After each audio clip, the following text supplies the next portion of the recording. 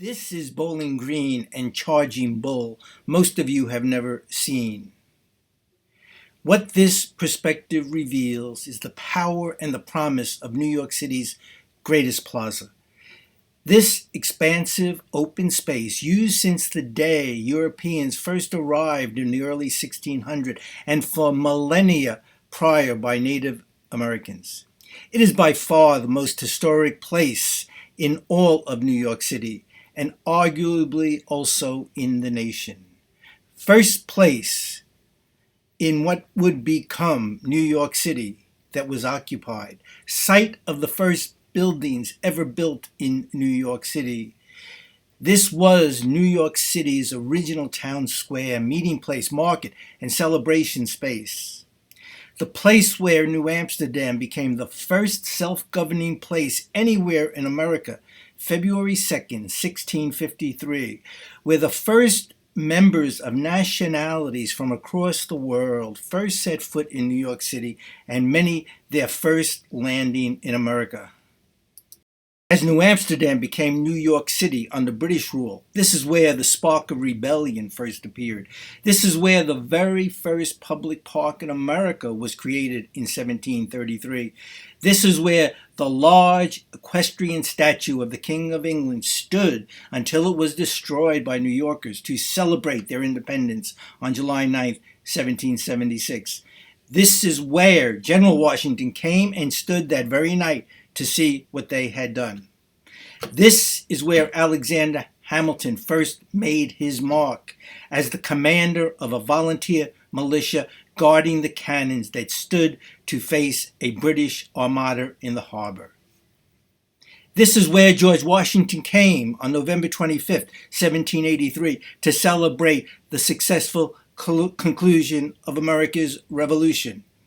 This is where Alexander Hamilton lived and practiced law for many years as one of the most important Americans and the most important New Yorker of all times. This is where the permanent home of U.S. presidents was to be until a decision was made to move the capital south to a more southern city. This is where every American founder has walked during their lifetime, and since then an endless flow of important and influential Americans. This is where the first St. Patrick's Day parade anywhere began on March 17, 1762.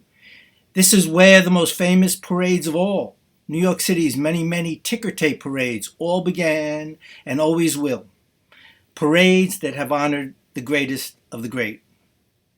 This is where New York City's most famous Broadway began long ago in the 1600s under Dutch rule.